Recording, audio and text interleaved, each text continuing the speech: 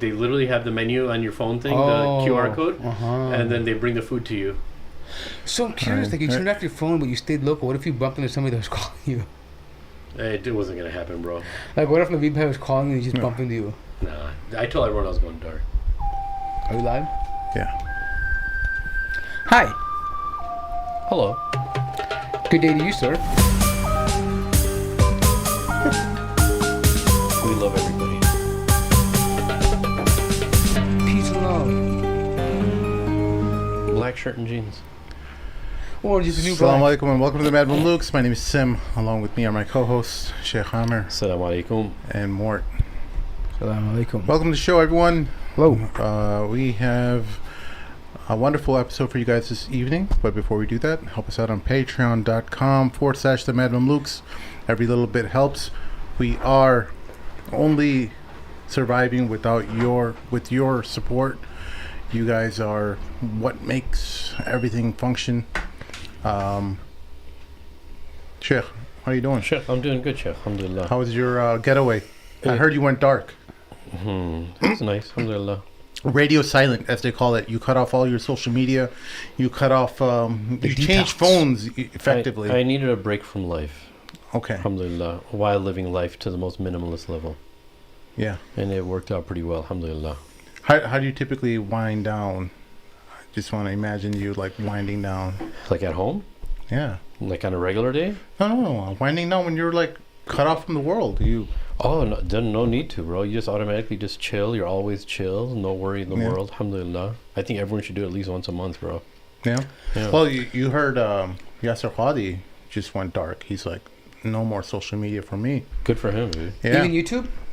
He's not doing Twitter. Everybody should do that, bro. I think everybody should do that. You've been anti-social media for a while. Not anti, but it's like, hey, You tried to get into it. I remember a few times you tried to activate your Instagram account, and I tried to send you funny stuff, and you never replied back. So it's just me and Mort. It's just too much work. To be honest, though, I've been kind of like not really active on social media lately at all. The only time I do is I go to Instagram and me and Sim just send funny messages, funny memes, and that's about it. Like, no, it's you know what the reality of it is, that it is so overwhelming. Like, I'm easily overwhelmed by technological stuff. And it's human interaction I love, but when it comes to like social media, I feel like I'm taking away from being human for some reason. It's weird. It's a weird feeling. I'm like, I don't feel like myself, you know? It's really weird. What I want to know is how did you stop yourself from your OfferUp addiction? So OfferUp, I used to buy and sell certain things once in a while, and after a while I was like, you know what, I'm not really selling That's an app anymore. that is involved with that. It's kind of like Marketplace, Facebook Marketplace, you know? Oh, by the way, I should probably point out, I've been enjoying Facebook Marketplace. I never realized. Facebook Marketplace is awesome. So what happened was awesome. Sim's wife had started using Marketplace, and Sim told me, "Oh, I got this on Marketplace. I saw this," and I'm like, "Oh, let me just check it out." And it's never the ending. stuff, like, it's almost like you feel there's a euphoric feeling when you find this deal on something that would have been like $300, and the guy's dumping it for like $50. Yeah. And you're like, oh man, I feel like a king. That's why people love Temu, that app Temu, bro. Temu? Yeah. But that's like a Chinese app. Yeah. Yeah. They're trying to compete with Amazon. Yeah, but this is something in person where you can go and see something and be like, hey, bro, you know what, you said 50, I'll give you $30 right now, cash. I've done that before. All right? People have done that to me I just waved it around cash. There was this lady, I had to buy some mirror, and she's like, $50. I'm like, I got $30. I had to wave around cash like this. I was like, $30. Is that how you did it? I lowballed someone. I took some advice from you guys, like, don't offer them all the amount. So I started lowballing people, and then this guy just started yelling at me. F you, blah, blah, blah. I did that. That happened to me one time. So this guy, you guys know I'm trying to buy. He got really mad at me, man. Listen, you guys know I'm trying to buy a classic car, right? I was saying I was talking about it. So I thought my ideal car was like the '68 Lincoln Continental. Okay, that's what I want. Suicide doors. So this guy. By the way, this car, like, all fully restored, goes from anywhere from $65,000 to like $80,000, right? Okay. But I'm trying to find one that's not fully restored because I don't want to spend that kind of money. So, anyways, I found this good shell, guy in Lockport. You know, a nice body shell. It's got most of the parts inside. You need some new paint, some new engine work. He wants like $15,000 for it, right? I'm like, hey, bro, nice car, right? I just messaged him right after that. He goes, hey, thanks, man. I'll give you $5,000 cash right now. No. Yeah. And sometimes when they say no lowballers, they're actually being serious. But he didn't put that. But I'm like, you know what I said? I'm like, Oh, you know wow, what? this car's beautiful. Yeah. Oh, yeah. This is the car you want? Yeah. That's a beautiful car. It's more, dude. Is that brought down? That is dropped down. That's not how it originally. The guy did some work to it. Yeah. So if you don't know, that's the car that Kennedy got shot in. It was the convertible. Yeah. So how much was he selling it for? The shell of it that needs work and everything, it still needs like some work at $15,000. I mean, you find something for like $9,000, $8,000, depending on how much work is needed, right? Yeah. But I mean, a fully restored model, like was decent shape, not completely custom, about $60,000. Did you ever get a chance to test drive one that was like kind of restored? Yeah, I've see the feel of it. Yeah, I mean, how's it feel? It's a land yacht. I mean, it's like a typical old American car. It's got a lot of sway in it, but it's not meant for like fast driving. It's meant for just like Chill. hand out the side, maybe a cigar in the hand. Like, it's real chilling. Yeah, this guy just lowered his car. It's a beautiful car, bro. It's one of those, and one thing I love about this era of cars, even a little bit before like the 50s and 60s, you know what it was? It represents a period in America where there's this progress where like the potential is endless. Like a lot of the cars have like this aviation theme, this rocket theme, yes. because it was like the era where we were going to the moon and like stuff like that, and so they kind of incorporated those aeronautic elements into the cars. Like if you look at the Cadillac Eldorado, the 55, 57, they have those fins, right? Or the Bel Airs, they have those fins, right? A lot of it had those little features, right? They look like airplanes. The 55 Thunderbird, beautiful car, right? Amazing interior, and everything about these things were custom, like they were handmade. Like they put like quality wood grain, stitching, like all these little details, the chrome elements, right? All that stuff. Nowadays it's plastic, right? You go in there, but this is like real metal and like metal fabrication, woodwork, vinyl. I mean, a lot of it's real. Big back seats, comfortable. Like they put extra cushion in there. It was meant to be like an enjoyable experience when you ride the car. I had no idea you liked this stuff. I only understood you as a Mercedes guy. You have two Mercedes. Oh yeah. Like those S class. I don't know anything about these things, but they're really probably nice. C and E classes.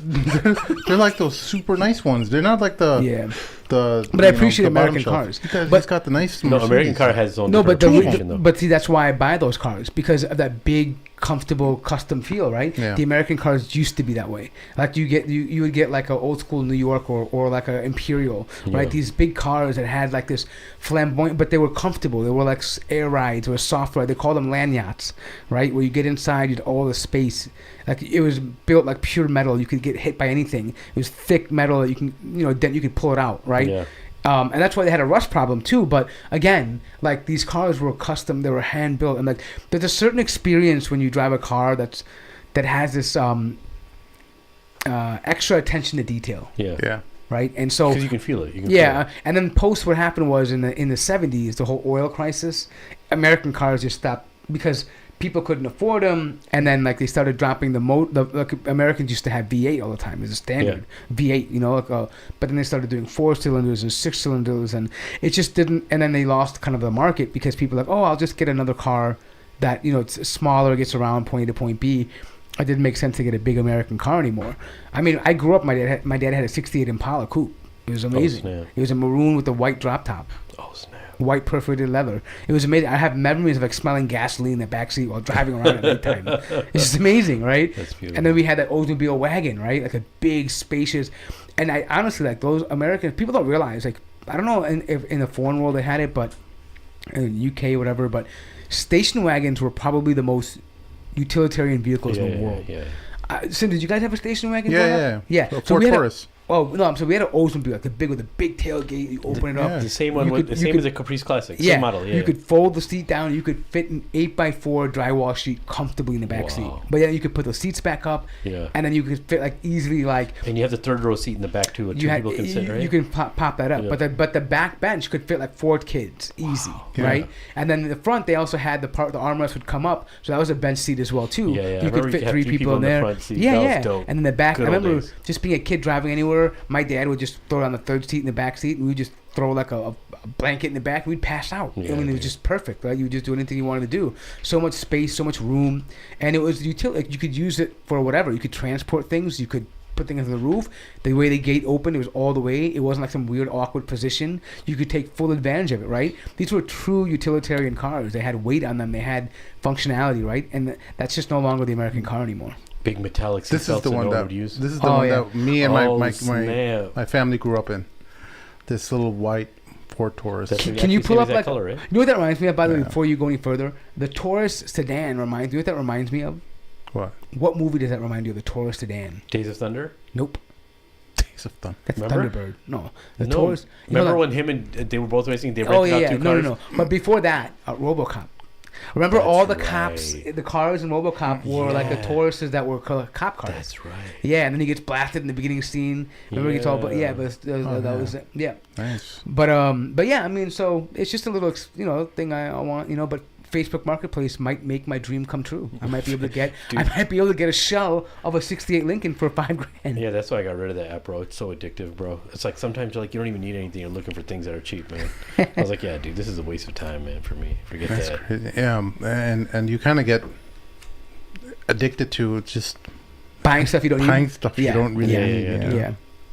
Yeah. It just ends up accumulating, and then when it's time to move, you realize you got a whole. So shed I've of had to stuff. move a few times, right? And one good thing about moving is that it stops you from hoarding. Yeah. Like you're like, hey, do I really want to take this and pack it, so I just Sure. toss it out, right, or give it away? And so you end up kind of taking that minimalist approach, Yeah. right? You're like, I don't really need that.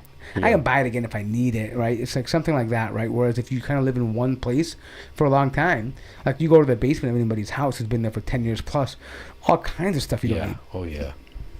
Like Too you don't much. need, yeah, there's stuff that you think you might need for a later time, but you don't. I don't know. I mean, I think that comes from an era though, like from our parents' generation, where like they were very conscious of where they spent their money. Yeah. Well, they Right? wanted something reliable, right? Yeah. They wanted something that lasts long, and they They made sure valued that, money. Right. Yeah, they- And the idea that you could possibly like, so for example, there was no Amazon. You couldn't just order something online. Yeah. So the possibility that you might need that screw or that one filter or that fan later on, right? Oh, I'm going to use this later. Let me store it away because I don't want to have to, get it last minute. Yeah, exactly. Exactly. I'm going to have some guest will come over. I'll need to have a fan or something. That's how you got the habit of the plastic bags, bro. The plastic bags at grocery stores, bro. I used to be like, why do we have all these? And after you have kids, you get married, look, I gotta hoard on these plastic bags because they're going fast, bro. To the liners diaper- for all the garbage cans. yeah, all the garbage cans in the washroom. Yeah, And a diaper dispenser. You put all the diapers and toss them up and throw them away. Yep, Yeah. that's true. That's true. So, Sheikh, your wind down, your little vacation was successful. It was very nice. It was Yeah. just a weekend. I would say that's probably the most relaxed I was. There was a lot going on that weekend, and I just wanted to. Yeah. I heard a lot of people. I thought they were hyperbolic about how relaxing it is to unplug, and it was probably one of the best things I've done as far as to relax. It's like, so this is the dilemma. I used to think you would have to go out of your way to do a lot of things to relax Yeah. and set up all these systems and all that, and you actually don't. You just have to actually just unplug Yeah. and cut off communication, and it just, I didn't have this morning anxiety. You know what the craziest thing is? Yeah. On Monday morning, I turned on my phone. I didn't even turn on Sunday night. I don't want to ruin my sleep. The sleep was too good. Slept like a baby, bro. Monday morning, I turn on my phone. I put it on my dresser, then I go to the bathroom. And when I started hearing it ring a little bit, the work emails, Yeah. they start coming in, and all of a sudden, bro, I feel this pain in the center of my chest, and it starts spreading. I start having butterflies, right? And I'm like, dude, am I always this nervous in the mornings? What the heck's going on? And then I was like, but after an hour I was used to it. I was like, okay, I guess that's what life is, like, the Sunday nights before going to school, Sunday nights before work. That's just what you feel this next morning, bro. And I just needed to be completely disconnected to realize what that feeling is every morning. What was the most the strongest feeling you had when you were disconnected? The strongest feeling. Oh, the biggest thing you noticed. The biggest thing I noticed is, this may sound really cheesy, I just enjoyed life, like the first simplest things. But what does that mean? Like, for instance, wake up in the morning, like we dropped off the kids at my in-laws, Yeah. right? and it was completely quiet in the house. Like I enjoyed just on my walking barefoot on my carpet all around without having any noise in the And house. doing nothing. Doing nothing. I mean, I did a few things. No, but I mean, like, but doing nothing was awesome. Like Yeah. enjoying it, listening to the quiet. You know, not having to do anything specific, just doing whatever is okay. You know what I'm saying? It's one of those completely carefree. no timeline. No Yeah. timeline. Just only thing is just do your prayers and that's it. You know, and do a little bit Big of whatever. easy. But yeah. It was just so necessary. I completely understand the much better the concept of halwa now after being a part of all of this technology. Yeah.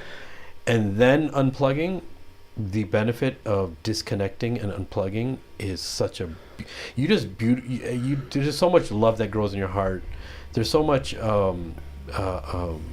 value that you give to such simple things that you wouldn't have time to do because you're on this hustle and bustle all the time. Yeah. You know. Anyone who doesn't understand what's going on, we came off with the heels of some controversial episodes, and we kind of decided to unwind over the weekend and just unplug and take a load off. The episodes, I know you guys are all over the world and different parts of the country in the United States, but in Chicago, those episodes were pretty. They lit up the town. They stirred the pot, as you say. Again, and these are communities that we're really, invested in. We did end up taking down episode, what was it, 330? 331 and 332. Yeah. Something like right? that. Yeah. Sorry, man, I can't even keep track of the numbers anymore. Yeah, 330 and 328. So those episodes were taken down because we reached an agreement with the mosque in question, and we decided to, take it down in good faith, and they decided to scale down. It was kind of like it was like the Bay of Pigs invasion type of thing. Everyone had their nukes out, You stand down, no. You stand down. So, yeah, we basically reached an agreement through a third party, and the message was received. Some people didn't like a few things within our episodes, within our friend circle and stuff, but sometimes you call in the A-team and they're gonna break some windows. Yeah. B.A. Baracus busts through your house and I tries pity to the fool. he's gonna rescue you. Call in the A-team to rescue your wife from your house. She's kidnapped. B.A. Baracus is a non-mehram. He's gonna break through your.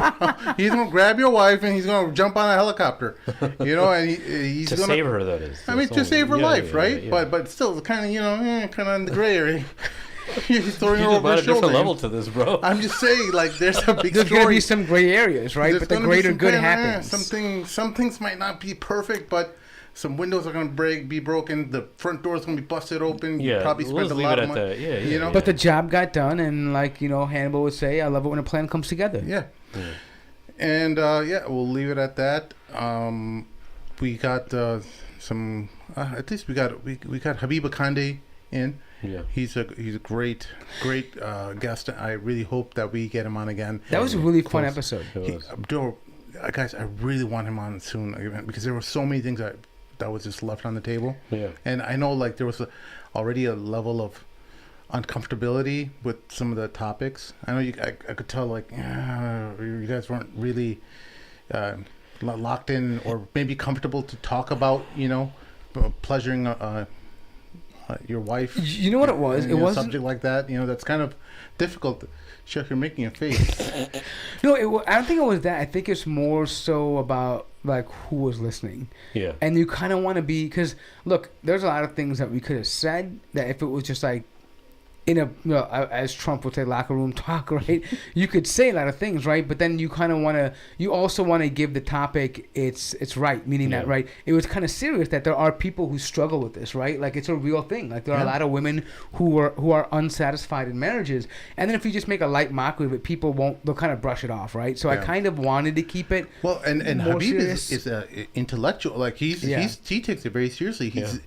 He doesn't belittle his work at all. So that's why I wanted to keep it serious with him, right? It wasn't just a joke session. We're No, but he set the stage very well. He brought in all of the stories of the Sahaba that's necessary, the Hadith of Rasulullah. Yeah. He set the stage in a pristine condition. Yeah. I mean, I think there's a lot to learn. There's a lot more we could have talked about, and I think it would be extremely fun. But I was really, it's funny because I really didn't follow him until after the show, right? But when you look at his social media versus how he talks in person, like when you're dealing with him, right? Like it's just it's very like you wouldn't like you would think it'd be somebody more brash when if you just base him on social he's media. got a nice side of humor to him too. Yeah. Yeah, but what I mean though is that like I think his memes are meant to be provocative, right? Yeah. But he's not that way by default. I'm sure he can respond when he wants to, but I'm saying generally speaking, he has a pleasant disposition. He's trying to be serious, right? It's not like I'm gonna piss you off type of thing, you know? Because some people have that approach, right? Like some people want to be in your face, and people are like that with me too. I think it's an introvert thing.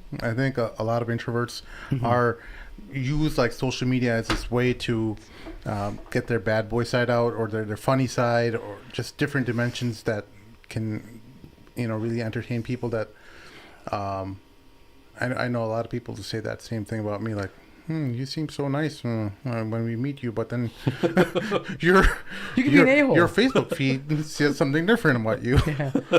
So I know I'm definitely an extrovert. So, what do you think he is?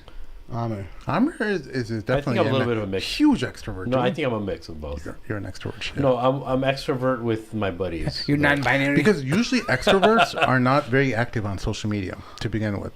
So both of you guys are hardly active. Like, yeah. If Mort you didn't even have Musty Bus, you wouldn't even be messaging or spouting him out on. I haven't even posted on Muzzy Bus for a long time.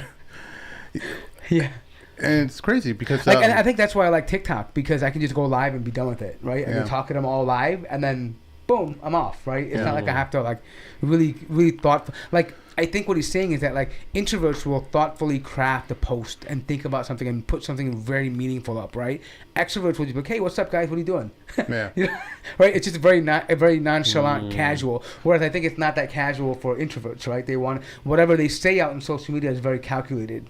Right. I do think about what I post. It has to be funny, or it has to have a lot of wisdom in there, or something like carefully crafted. It can't be like, I don't like putting what's posts going on, about, guys? like, I don't like this movie today I just watched, or something like that. It's so stupid to me. That's true. I'll put on Twitter, like, with someone with UFC, I'll be like, yo, Habib, I'll just put exclamation marks, right? Something stupid like that, right? Because I'm happy, right? Just put it out there, right? But I don't think Sim would do that. Like, he wouldn't just put, like, oh, Habib, baby, and like, that's it, right? Like, it wouldn't be it. You know? But before we get into the meat of the matter today, I wanted to ask you, Mort, because I know that every time we meet, you have a lot of display for TikTok and Muslim TikTok and what's happening. Where do you think Muslim, and this is an honest question because I haven't researched this, but you're pretty active on TikTok. Where do you see Muslim TikTok going, and what's it becoming? So to be clear, I just really haven't been on TikTok much at all lately. Just haven't had time for it. But so TikTok is a tricky place like any other place in the world, right? There's a lot of haram on there. There's a lot of crazy stuff on there. But one thing I think about TikTok that makes it unique is the way the algorithm is set up. It's done in such a way that the people that you follow, it generally only provides you that content. And then what's nice about it is that there's a section in the homepage where you will only see content from people that you follow. So and if you don't want to, there's another section for suggested for you, right? And if you don't click that, like they can probably maybe add into that. But if you click for what you follow, you're only going to see that content. So therefore, you only see what you're subscribed to, right, or what you follow. But now, in regards to Muslim TikTok, because every time I see you, it you're is listening powerful. to some reciter. Yeah. Like we did before the show. So there's a lot of different. Again, that's who I follow, right?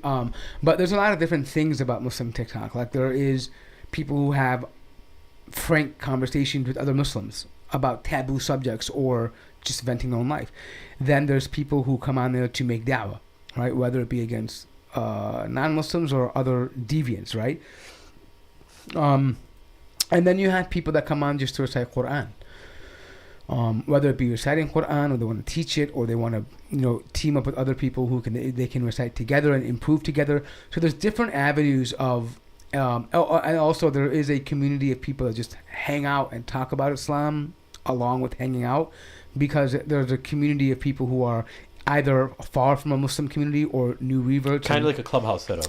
Exactly. And it's more for a community effect, right? So these are different uses of TikTok that I've seen. But as far as its impact, I think TikTok does have a very large reach. It's very easy to post a video and get 40, 50,000 views on it. Like, very easy. Because of the way the algorithm works. But there's no monetization or anything, right? No, you can monetize if you get big enough. You can monetize. Absolutely, you can.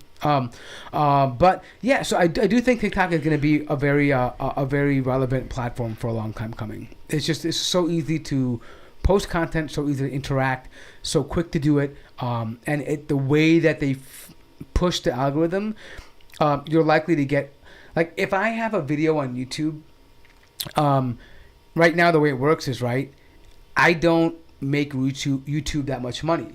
So they're going to put my videos, or for example, the Mad Mamluks, since they don't want to monetize us, they'll put us all the way in the back. We will hardly show up for any suggested videos, right? TikTok, no. They give it to anybody. So even one Satanist could be watching my video, another Christian missionary, doesn't matter. It's shown to anybody, right? So everybody gets these views. It could be in India, it could be Philippines, America, UK, France. It doesn't matter. They're sending out to everybody.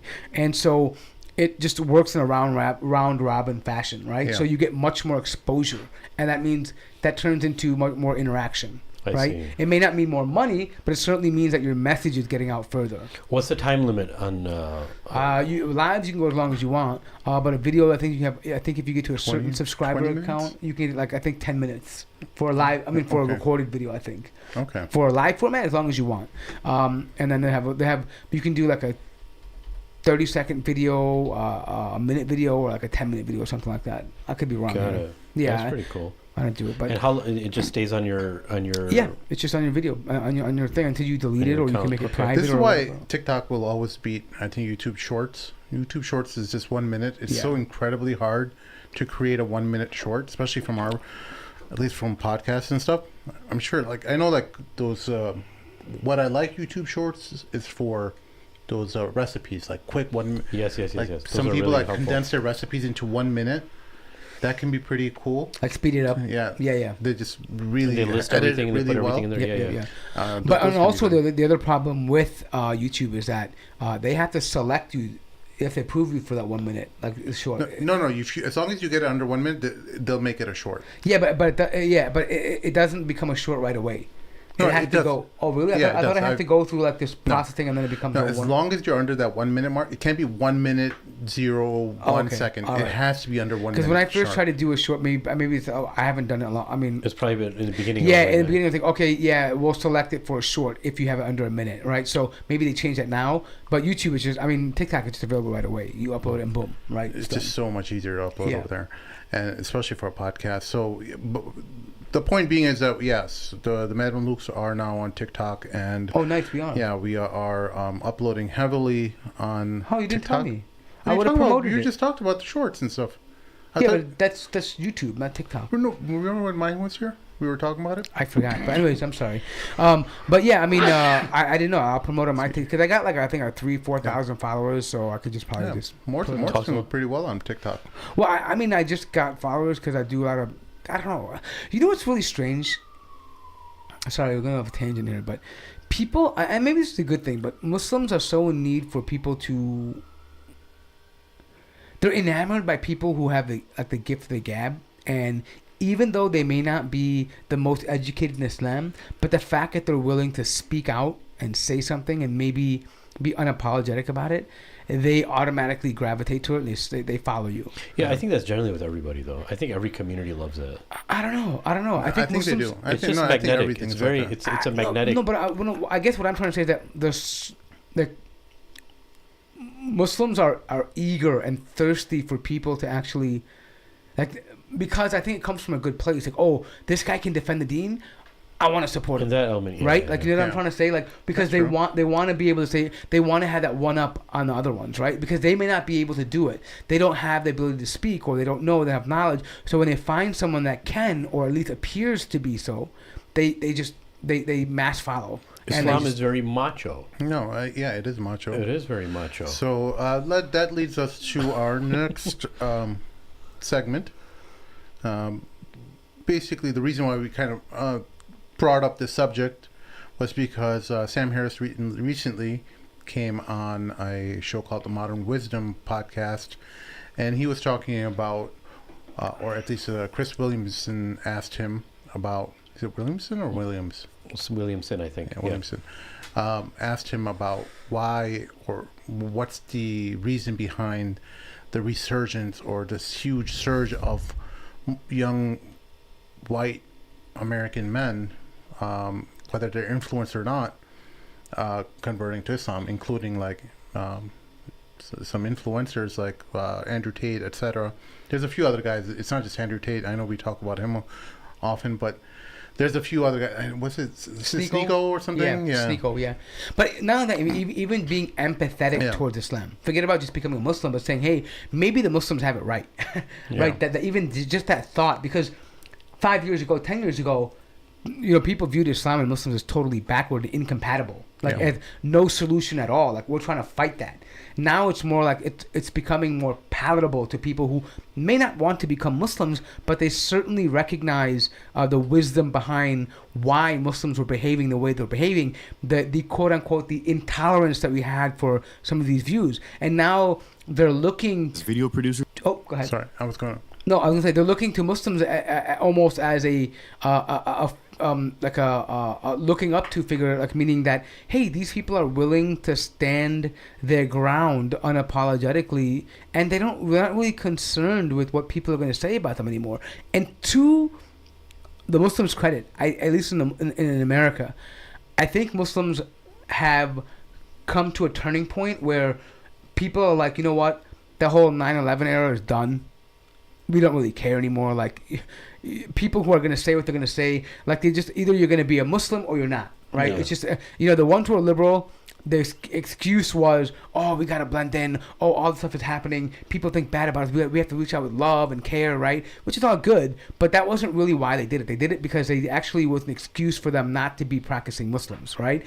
And then the other ones who were practicing are like, you know what? We've been ducking and diving too long. Like, if we made it this far, we're good. Like, you know what I mean? Like, at the end of the day, Allah is the one that actually protected us. It's not ducking and diving, and we're just gonna be who we are, regardless. We're more comfortable in the skin. I think.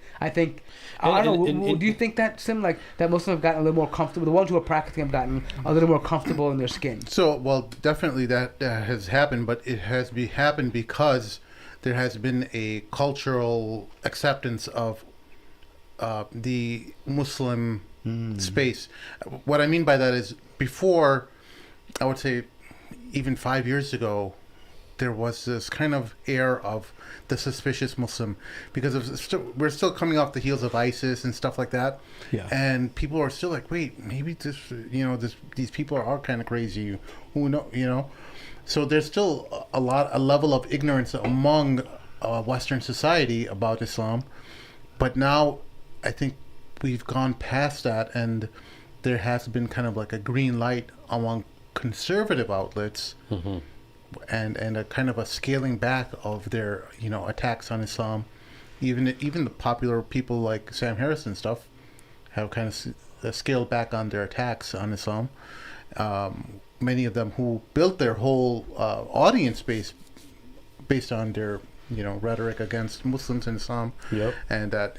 Basically saying that Islam is inherently violent, and it has New Age atheism. Yes, sir. So the New Atheist group kind of brought this into the forefront, but now it seems like there's this level of comfort with Muslims where they can be who they want to be, more or less. But it's interesting to see at least the level of acceptance that many people in the West have towards Muslims, but there's still a lot of ignorance that still needs to be fought against. So it's not like we're completely out of the danger area, because there's still like many people who are, especially from the the far right, the nationalist movements, who have kind of changed their tone from white superiority or white power to ethno purists, like trying to keep the their preserve culture. Preserving their identity and their culture. So they realize like that rhetoric of race and stuff doesn't work very well about the white race. Age well, right? Yeah. So they've tweaked their narrative, and they've like, okay, well, Muslims are good, but they should just stay over there, Yeah. So what do you Yeah. what do you I mean, but I still think that even though like they're coming off the heels of ISIS and all that stuff, right? I still think that Muslims in general are more comfortable in the sense that, like, if I encounter someone that says, Muslims are just like ISIS or whatever, more than likely I'm gonna be like, you're stupid. I don't want to even justify myself to you. I don't care what you think, right? Like, I'm not gonna like the time. I think there was a time where Muslims felt the need to always clarify, right? And I don't think we feel that anymore. I think it's like, you know what? If you want to be stupid, then you be stupid. I don't care, right? Like, I'm not gonna go out of my way. Like, if it's a genuine conversation and they ask, sure, most Muslims will clarify. But I think there was a time where Muslims genuinely wanted to try to even rationalize with the bigoted people, right? And so desperately prove that no, we're American, or no, we don't believe that. No, that's just bad people, right? I don't really see that anymore. I think like, you know what, that guy's a bigot. Who cares about him? Like he's a lone wolf. Who gives a crap, right? Like, it's not like we feel the need that oh my God, like the rhetoric's gonna start. Like, I don't think we feel that anymore. Well, let's listen to Sam Harris talk about it, and maybe we can pause it. And by the way, guys, I'm not pausing it because I'm trying to be annoying, but because YouTube will flag our video for whatever reason if we just keep letting it play. So we have to kind of pause it and then talk about it and then play it again. So we believe in the doctrine, but I mean, Andrew Tate is one of them, and downstream from that, there's on-street interviews with young British youths with these Islamic scholars or imams or whatever, converting them on the street, and they're like doing the thing on the street. I haven't seen those Vox Pop conversions, but I saw Andrew Tate's conversion. Well, I mean, Islam is just mimetically, it's perfect for a specific audience. It's it's a explicitly macho religion, right? Okay. So that one of the things, is it a macho religion, right? That's a question that many people on the left are asking, or Muslims themselves are asking and saying that, hey, we're not what the people like Andrew Tate and them are trying to portray Islam as. I think I'd want to know what he means by macho. That's right. It's a no pussies religion, right? It's just and it's just it's a like with Christianity, you have to pretend. All pussies. Well, you have to pretend to be happy to be losing for the longest time, and you're basically just waiting for Jesus to come back and rectify this grave injustice. Like, the meek shall inherit the earth. You're just, there's no putting this place right. We're not going to win until we see, Jesus arrive on trailing clouds of glory. Turn the other cheek. So it's all going to be fucked up for the longest time, and there's no imperative that we really do anything. Really, like, there's no expectation that we're going to win before anything good happens. I mean, I guess there's okay. Yeah, so I mean, what he's saying is basically suffering is the essence of Christianity. God came and suffered for you, bore your sin, and life is suffering, and this life is all supposed to be suffering, and when you walk with God, it's always about sacrifice and suffering. That's really, I mean, at the core of it, right? Jesus loved you, God loved you so much, he suffered on the cross for you, and you should suffer for the people, right? But to be fair,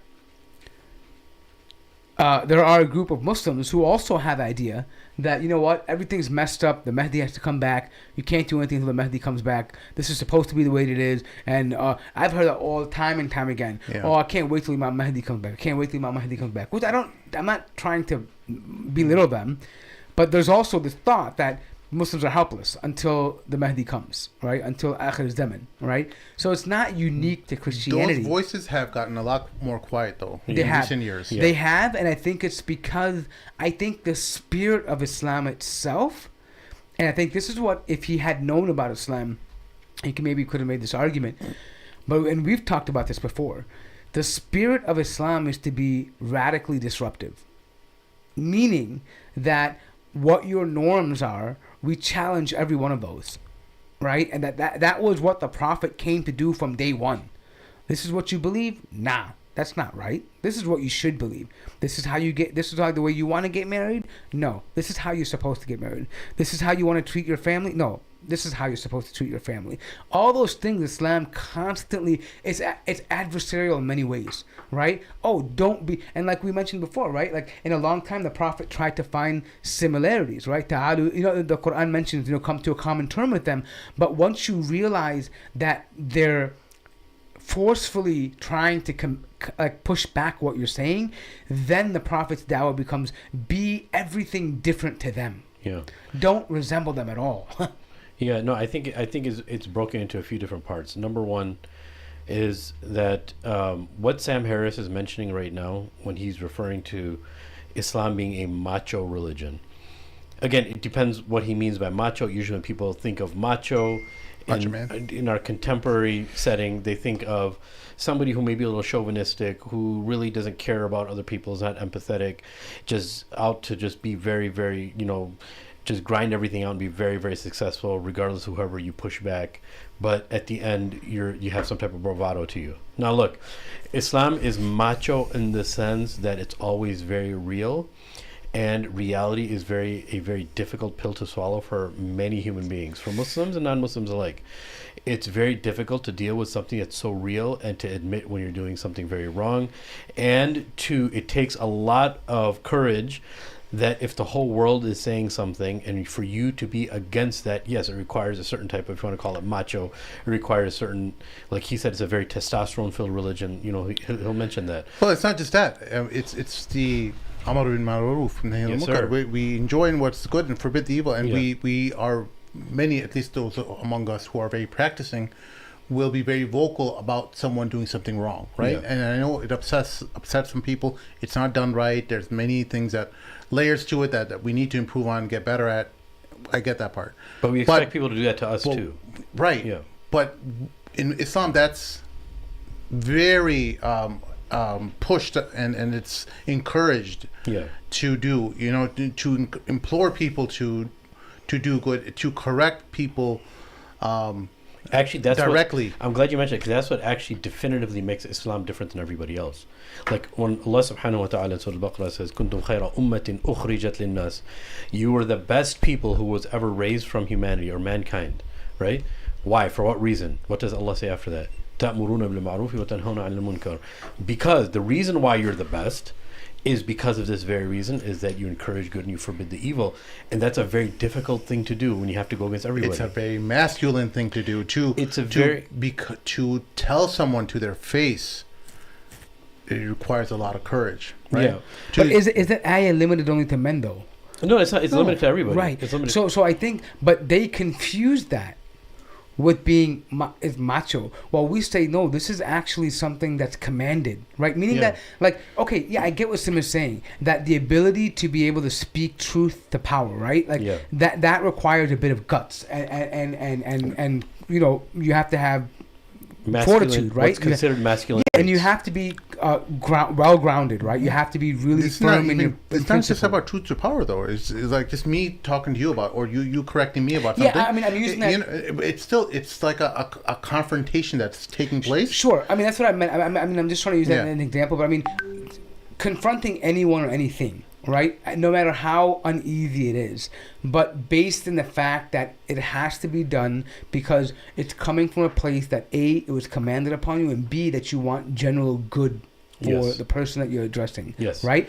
And so, but they confuse that with masculinity. I would argue that the Islamic position is that since it's men and women that both do that, and we've seen the examples of this. For example, the woman that corrected Umar ibn Khattab about mahr, right? Was that woman masculine? No, but it's more of a conviction. Yeah. And that, even for the women thing, sorry to cut you off. Yeah. When Allah, same type of verse, وَالْمُؤْمِنُونَ وَالْمُؤْمِنَاتِ, Allah says in the Quran, the believing men and the believing women, right? بَعْضُهُمْ أَوْلِيَاءُ بَعْض, they're helpers and they're awliya of one another. Why? يَأْمُرُونَ بِالْمَعْرُوفِ وَيَنْهَوْنَ عَنِ الْمُنْكَرِ, because they encourage good and forbid the evil. So forbidding good and encouraging good and forbidding the evil is an expectation that Allah has both of men and women. It's just the situations that we're in are going to be experientially different for the most part, at least in like a traditional understanding of what men and women and their roles were. They're going to be encouraging good and forbidding evil very differently. But the other point is, Mort said something very interesting. He said, Islam is very adversarial. Now, adversarial, look, Rasulullah, he was very graceful, but there was still a confrontation occurring, but he was very graceful about it. So this is the example that also other example of the prophethood of Rasulullah is that he could have been very harsh, and Allah said you could have been. وَلَوْ كُنْتَ فَضًّا غَلِيظَ الْقَلْبِ, Allah says in the Quran, if you were very dry and if you had a very heavy heart, right, and people they would go away from you.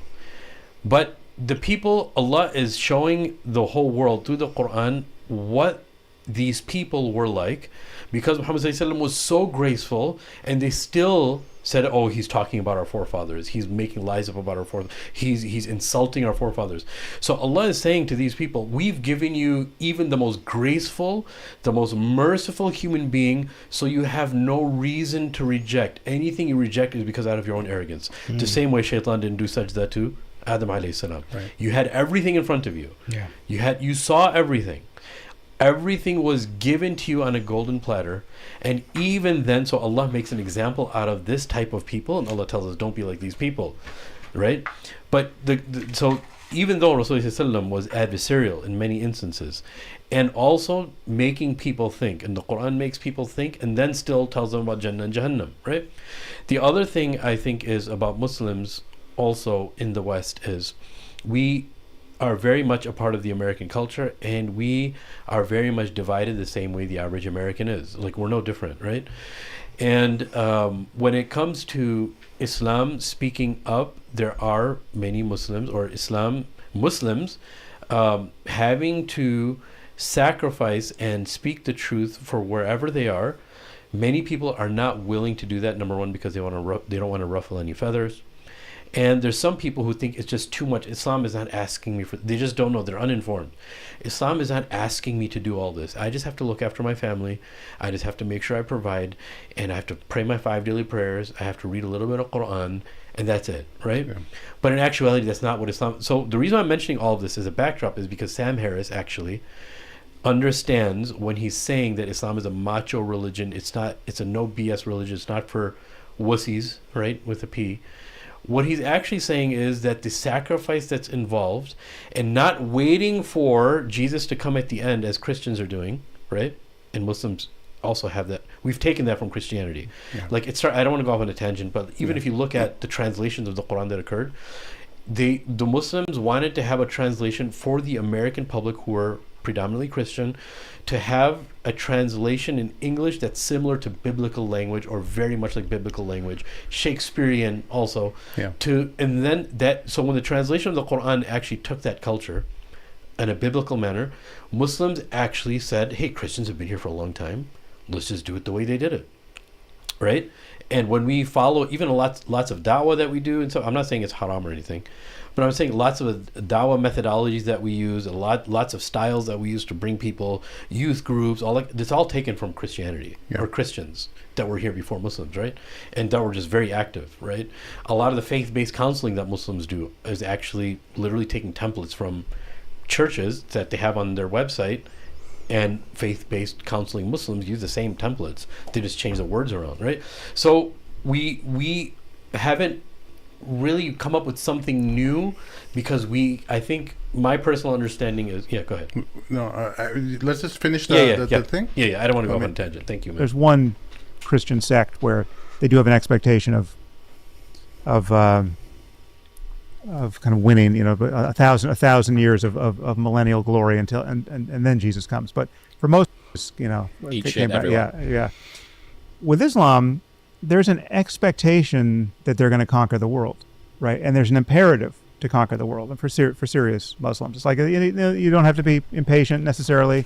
You can take as long as you want, but we all know this is moving in one direction, and you need to be a spiritual warrior. And if you take this really far, if you become a jihadist, right, you're an especially doctrinaire, militant, true believer, well, then you're a kind of spiritual James Bond. I mean, then it's like you get to be Jocko and care Jack about Rowling. and know that you're going to go to paradise. The Navy SEAL, Right, like so you get all the tools. Like it's the first person shooter that literally you get all the good guns. Like it's not this boring. I'm pretending to just I'll turn the other So cheek. notice Sam Harris switching the narrative to jihadists and this inherent problem that he at least espouses that Islam has, that there is a tendency or a proclivity in Islam to take over the world, that they envision that Islam will rule the world eventually. So it's not that Muslims don't believe that. We obviously do, because we know about the stories of the end of times related to the Prophet Isa coming back and the Mahdi coming back, etc. But he's trying to, at least from his perspective, he tries to create some kind of fear around Muslims. He does. Look, Muslims do believe in Isa alayhi salam coming back the same way Christians do, but we believe Isa alayhi salam is going to come back to free himself from the blasphemy that he was the son of God. That's one of the reasons. There's multiple reasons, right? Yeah. But the other thing is this: he's using the word take over the world. Take over the world has a certain connotation. That's why when we talk about the Ottomani Khilafah and people say Ottoman Empire, every time people say the word empire, it makes me kind of cringe, because it wasn't an empire. It wasn't. An empire is basically an entity that feeds off of the weak in order to become more powerful, right? Off of its colonies. Yes. Right? Of its colony, thank you.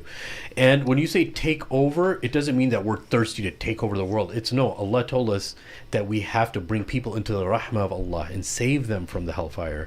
So the paradigm shifts when you're giving da'wah. And when you want Allah's rules to be implemented in this world by those that are befit, selected and elected by the Muslims themselves, or a specific cabinet of Muslims that are entrusted to do so, we believe that it is prophetic, but we also believe it's prophetic in the sense of we're not thirsty to take over the world. We are people that want to save the world from tyranny. What is tyranny on the political level of Islam? Is freeing the slave of Allah so that they can worship Allah and not worship human beings by way of rulership, right? And that's kind of what he's referring to. Thank you, sir. Can I have another? Where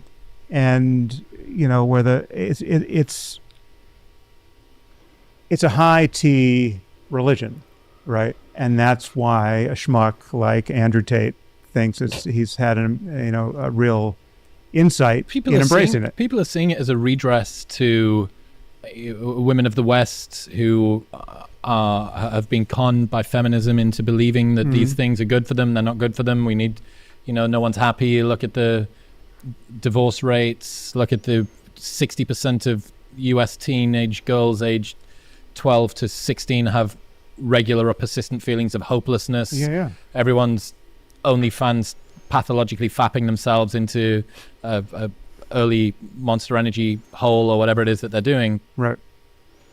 The answer is a return to something that's got a bit more Lindy nature to it. Yeah. Well, I mean, that's the claim that I want to deny. I mean, it's... By the way, there may be a couple swears in this clip, so your discretion is advised. It's explicitly retrograde. I mean, it is regressive. It is backward-looking. It is not using all of the good ideas we've had in the meantime, right? It's like it's a disavowal of the present and the near present. I mean, the modernity. In the case of Islam, it's a disavowal of nearly 1,400 years of wisdom and insight, right? Yeah. It's a claim. This is where he's starting to slip up and making inaccurate statements, right? A disavowal of 1,400 years of history is absolutely erroneous. Muslims have benefited and taken technologies. I'm not going to bring the point of Muslims invented the algorithm, Muslims are this. I'm not going to be talking about the Muslim inventors. They've taken from the Enlightenment. Of course they have. Yeah. Of course they have. Of course they have. Right? And there's some, obviously, theories of, even if you're talking about Enlightenment, the Enlightenment period started when coffee was actually developed because of the energy that people had and the sparking of the brain and mind that comes with it. But the disavowal, that's very incorrect. Muslims are actually encouraged to use what's around them as long as it's not prohibited to use, and incorporate it however they like, as long as that tool itself or that idea itself doesn't go against Islam, or that inanimate object is used against Islam. But he's actually very incorrect, and the backwardsness is this is the other sense of arrogance, is that all the ideas that we've developed now up until this time are the best of ideas because of freedom, because of modernity, because of. They can't stomach the fact. I remember we had a podcast about this like 5 years ago, and I still believe, because Mort said this too, it's so difficult for them to grasp that something that's not from their era, that's considered freedom, that's considered modern, is something that's going to become a standard, that is becoming a standard. It's burning them inside. That it's not European. That it's not European. It's burning them inside that something that's 1,400 years ago is something that very, very elegant-minded, very regal, very, if you want to say, affluent Muslims still abide by the teachings of Rasulullah, right? And they can't stand that. All right. Claim that in the 7th century, somebody was so smart and so wise and so prescient and so had his shit together that everything worth thinking about and talking about happened then, right? So we should confine ourselves to the products of that conversation. That's just, I mean, it's imbecilic on its face, okay, right? Well, it's not, if it's imbecilic, then 2,000 years ago, Plato and Socrates, Aristotle, all these philosophers existed back then. Yeah. How come their ideas aren't imbecilic and idiotic because they're ancient? Why not? True. Very true. It's just complete racism right there. Yeah. I mean, there's a lot of problems with this. I mean, kind of just writing down some things. First of all, there's something very fundamental here. First of all, the idea that Muslims taking over the world. The way that he understands it is, again, by what Sim had mentioned, that he's conflating that with radicalism, right? Yeah. But Muslims, when we say the promise of Allah is true, we're convinced in that. So, does that mean that we have to go out and just be a radical to do that? No. The Quran mentions that Muslims are, people, Bani Adam and Bani Khulafa, inherited of the earth. And who are going to be the inheritors? The righteous. The people that actually are righteous and enjoying what's good and forbid what is evil, they will inherit the earth, because Allah will give power to those who are suitable, right? And so that's a fundamental thing. Different from Christians, by the way, who they say the meek will inherit the earth. Yeah, they say actually they actually, some of them even say that the devil is the lord of this world, right? They actually believe that in some cases, right? But nonetheless, the other thing is that even if Muslims were to take over the world, it's no Muslim's objective to say we have to convert every single person to Islam. As a matter of fact, that's not what we want. As a matter of fact, the Prophet didn't do that. What we're saying is that when the world is under Islam, it will be under the law of Allah. So people it's a conducive lifestyle. It's conducive to living a healthy and productive lifestyle that is full of benefit to the people. Yeah, whether it's easy or difficult. Right. Yeah. And I'm saying, but it'll prevent the vices, encourage the good, and keep structures, all that stuff that we want so that people can benefit. It's the most wholesome environment that you could have, right? And that's founded in the third thing, which is justice, right? Meaning the idea is that when we take over the world, we're not taking it over to say, oh, well, we just want to be an empire and take everything you have and then, abandon you and make you just slave workers. No. We don't, like some of the other religions out there, they believe that when their Messiah comes back, everybody's going to be a slave, right? And, serving them, right? That's not what we believe. We believe that we want to put justice on the earth because it's our moral obligation to do that. Allah entrusted us with it. When it came Musa alayhi salam, Allah stopped, generally speaking, just threatening the people with adab. He gave the power of jihad to Musa alayhi salam, and he made them go and do this. He said, you will punish them with your hands now. Meaning, why? But only the people who are righteous. And that's the same idea, that the people who are righteous are the ones that can carry out justice. That's the only way it can work, right? And the other thing is this, that he resorts to ad hominems, by the way, at the end, right? And to dismiss the idea, to discredit people who want, because Andrew Tate, right? He's like, oh, well, you know, he's just this is a buffoon or scum, whatever, he's smuck, right? Whatever, right? Yeah. He started making ad hominems. Now, that's a convenient way to discredit him. Why? Because he chose to stand up against something that he sees as degenerate. So instead of attacking the argument he's making against what they're supporting, it's easier just to say he's a schmuck and that he's gullible, right? That's what they want, the narrative. Yeah. That I'm the all-intellectual, these people are stupid, they're just buying in dumb things, without actually attacking the argument. The other thing as well, too, is that when he mentioned that it's regressive, right? This is stupid. Society, and here's the funny part.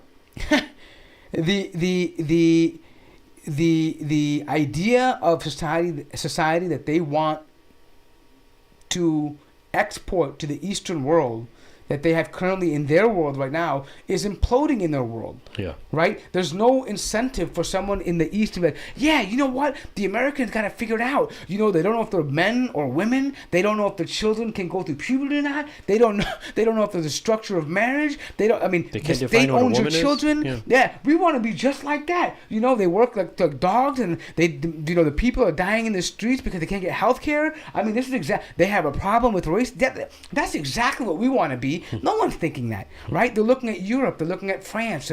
The abject poverty, the racism, the crumbling of European society right now. To be honest, let's be frank. Europe means nothing to the world. If America was not in existence, Europe would be a failed ideology. I mean, it would be nothing but a remnant of what it was. I mean, it would just be a place overrun by immigrants and migrants, right? It's not really providing any benefit to the world today. If you go to Paris, you go to Italy, you go to Greece, any of these places that pride themselves on their history, what are they offering the world today? It's only because of America that these places have any say, because of NATO. Right? Other than that, they're regressive. And when we talk about this, so when he's saying, oh, it's regressive, in fact, you're the one regressive, right? Yes. Look at the marriage vows that you're having, the marriage laws. The marriages are breaking down. Family structure, broken down. Protection of the weak, broken down. Protection of the children, broken down. They're actually turning back to primitive caveman lifestyle, that everybody fends for themselves with hyper-individualism. Societies and empires, whatever we're going to call them, they existed because of a communal thought. We want to do good for the common folk. We want to benefit, and we want longevity. So we're going to do A, B, and C because we have an interest here, right? Hyper-individualism, which is what they push, it doesn't have any communal benefit. Everybody does what they want for themselves, irrespective of what the outcome is. So if you want to talk about regressive, they're actually regressing to a very a primitive way of lifestyle. I don't care about you if you die in the street. I don't care if your family is broken, if you're depressed, if you're whatever. But if you feel good, do it. It's all that matters. Right? It doesn't matter what the long-term what the long game is. Right now, you feel good, you do it, because you know why? You're free. That's how they mask it. You're free now. Right? And so beautiful this idea, right? And then obviously what Sim mentioned just real finally is that, if he wants to, make the claim that, because it's old, it's wrong. That's essentially what he's saying. Then why do they look at people like Voltaire or Thomas Paine or John Locke? Aren't they old? Aren't they out of this era? Do they have any special knowledge that? I mean, it doesn't make any sense. The Constitution of the United States is pretty old. Yeah. I'm like, why isn't that tweaked? Why isn't that replaced with something new? Academically speaking, like we don't say, science is old. Like we're gonna discredit that theory because it's just so old now. Forget about it now. Well said. Not to say again, it's not to say there's nothing useful to come out of Islam, but whatever is useful, we can use without believing that Muhammad was visited by the Archangel Gabriel and got the last download from the Creator of the universe. It's just not. This is not to deny any of the cultural problems that someone like Andrew Tate, or there's lots of people we've dragged into the conversation here, but like all of these people who I've criticized to some degree, Tate or RFK or you could add Elon to this. All these people are kind of living out the consequences of their dissatisfaction with the present on the public stage and winning a lot of followers as a result. Out, bro. They just like they like the way these guys are complaining about the obvious excesses of the left for the most part. In other news, Okay. Okay, so real quickly, just 1 second right there. I just want to say this. It's over. Did you see that point that he made? He said, we can use whatever without adopting this idea of religion, right? So let me just reverse that. We can use whatever good from secularism without adopting secularism. Like, someone could make the same argument right back to him. Exactly. Why do we have to take your point of view? If no theology or thought has a monopoly on good ideas, then why should we adopt secularism? Yeah. Right. Why are you even having this conversation? Yeah. No, it's you know what's so? stupid. If someone really wanted to troll this video, they would just have to take some words out. That's why I love this. And it would seem like Sam Harris is completely supporting Islam because he talks about some of these things, and he just throws in some words. If you just take out a few words, it'll actually be support. And I think someone should make a troll video like that. That'd be beautiful. Beautiful. Well, basically, at least the video itself proves how little he knows about Islam. And what I've been a vocal critic of Sam Harris for anyone who's followed my my posts From when he on started the Twitter podcast. and Facebook. I've always been on this guy like a cheap suit, always Yeah. messaging him about him, and he just shows how intellectually bankrupt he is, how little time he spent in learning Islam, what a superficial level of understanding he probably got, at least from learning a little bit about what the jihadi ideology is or whatever. He may have learned a little bit from that, but at least in terms of understanding Islam and really taking it seriously and learning it without this overarching narrative where he's trying to find stuff where it tries to make it seem like it's a violent religion, something that Western society has to be worried about. Yeah, it's no different than somebody who's from the far right. I don't see him. He just uses some decent, cool words here and there, some mental gymnastics. I've been following this guy from the very beginning. His whole following was built on whole brand was built on building fear around Muslims, making sure that people understand that the true nature of Islam, the true believers of Islam, are the ones who are the jihadis, right? Everyone else is He's a good Muslim. They're good people. So- But the ones that follow the they're not book even to good the people. T, They're not. You don't have to really worry about them too much, but the true nature of Islam is only represented by violent extremism. wasn't there a clip of him? Sorry to cut you off more. About him like dropping it, saying like, "Yeah, I wouldn't mind if they would drop a nuke." No. Like, So what? Yeah, it's similar, but I will come to that. But I was going to mention that. But the thing that Sim was mentioning is that he has to drop these tropes because, like he said, his entire brand is built on the fact that there's this existential threat to our modern secular society, and that one threat is Islam. Everything else doesn't really, it's not even capable of defeating what we have. But we have to be worried about Islam. And so he couldn't go in this clip without mentioning that. Why? Because then his brand becomes useless, right? It almost seems like it seems like he becomes outdated, right? He's already tweaked his brand. He knows it's outdated. The whole Islam is scary type narrative has been played out, and he's milked it for as much as he could. So he moved on to other things like he's pro-COVID vaccine, and so that's why he's talking about RFK. Yeah. For those who know, RFK is one of these politicians, the nephew of John F. Kennedy, who's running for president right now. The son of Robert F. Kennedy. Of Robert, of the senator. Mm-hmm. He is an anti-vaxxer. He's basically talking a lot against the COVID vaccine propaganda that we experienced. And this guy basically just dismisses him as someone who's a crazy conspiracy nut. And people who've had a chance to listen to RFK, he's not that type. He's not a crazy, just off the book. Like, when we talk about, like, Alex Jones, he comes off of the conspiracy nut, right? Yeah. But this is not RFK. Like, RFK has dedicated, like, a book and time and effort, and he's not generally a conspiracy theorist, but he was passionate about this. But since it doesn't agree with Sam Harris, he's doing what he does to people like Andrew Tate, where he just dismisses them with ad hominems. They're just lunatic nut jobs. They're just privileged. Oh, the left. He's picking up the tropes. But coming back to what Amir said, and to what Sim was saying, that people begin to realize that there are inaccuracies and inconsistencies in his thought process. Like, for example, what you're mentioning is that what he was arguing was that no matter what, the West shouldn't feel bad and take responsibility for what happens in the Eastern world on their war on terror, because he was arguing that the ends justifies the means. Why? Because generally speaking, he argues that the West is based inherently on good values and righteous things. So no matter what we do, the outcome, what we do to get the outcome, it's fine.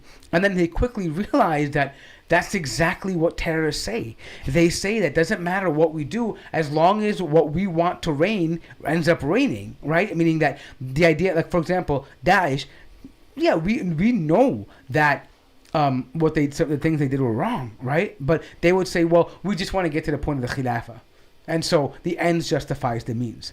And then he had to quickly retract that statement after numerous people, I believe even colleagues of his, had to reach out and say, hey, this is bogus. Like, it's not intellectually consistent with what secular thought is. Like, it doesn't make sense. Yeah. Right? So let's move on to our next subject. It is involving one of a Twitter user by the name of Dragoman. He's a Muslim who goes anonymously by the pseudonym called Dragoman. He was recently on Shadi Hamid's podcast, and he had talked a bit about this article that he had published in the American Mind magazine. It's called Meet Your New Allies. Well, at least I don't think he called the article that. The publication gave the name to his article. That him? I don't know if that's him, but no, because he came on Shadi Hamid's podcast as with his voice masked and and everything. So anonymous. Yeah, this is I think like a stock picture. Did he have the V for Vendetta mask on?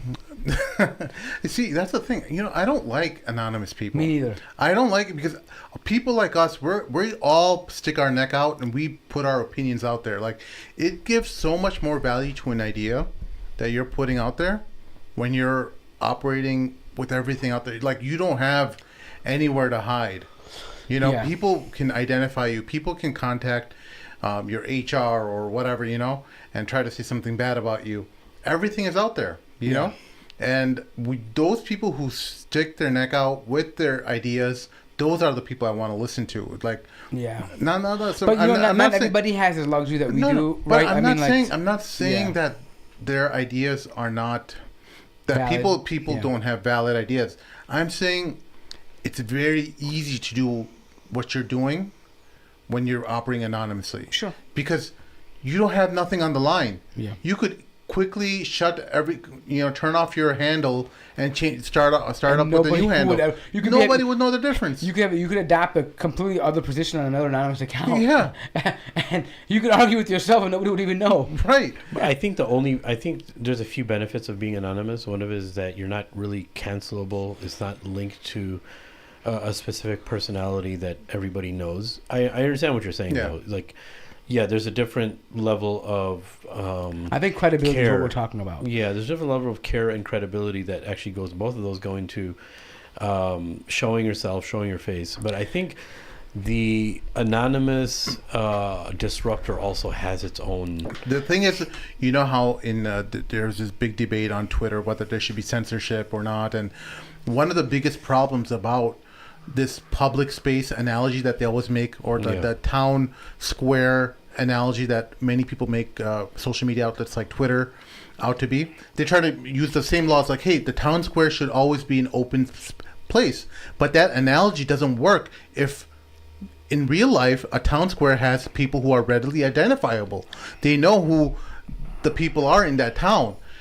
If you're operating anonymously and you're just yelling and screaming whatever comes to your mind, and you have that escape of anonymity with you, you can say whatever, and you can cause chaos in that town space. That's true. So right? I think that's in that town square. I think there's two things. First of all, I think if your identity is revealed, you are more accurately going to represent what you actually feel, because you now you're putting your name to it, right? Like, people who are anonymous, even like trolls, right? They'll write the most outlandish comments. They may not even go to that level. Maybe they don't even speak that way. but they're being intentionally provocative because there's no accountability. And that's the second part. Yeah. When you put a name to something, you have to be accountable. Because why? What if you're spreading misinformation? Like, sure, it might work in your favor one time, but what if it doesn't work in your favor? What if somebody is slandering or making up things, right? And there's no way to hold that person accountable, right? And accountability is a big part of why people are very careful about what they say. Like, that would be the reason why when we go on the street, we don't act a certain way. But when you have anonymity, you can do that, right? You can just say the most outlandish things, the most untrue things, or even things that are true but in the most direct and harsh way without any accountability. And the sad part is that in reality, that's not how you would behave. Yeah. Right? So let's get back to the article. Very true. The article was pretty viral on Twitter, at least in Muslim Twitter spaces. I'm just going to go ahead and read it. You can't expect broader society to expect... Sorry, I had to switch screens. You can't expect broader society to keep up with intramural American Muslim drama. But something big has happened among Muslims which potentially holds significant consequences for the culture war. A long simmering internal tension has exploded to the foray, resulting in large numbers of Muslim voters, many of whom reside in swing states critical to winning 2024 elections, now willing to turn to the GOP. American conservatives must not be blinded by prejudice and miss the opportunity dangling in front of them.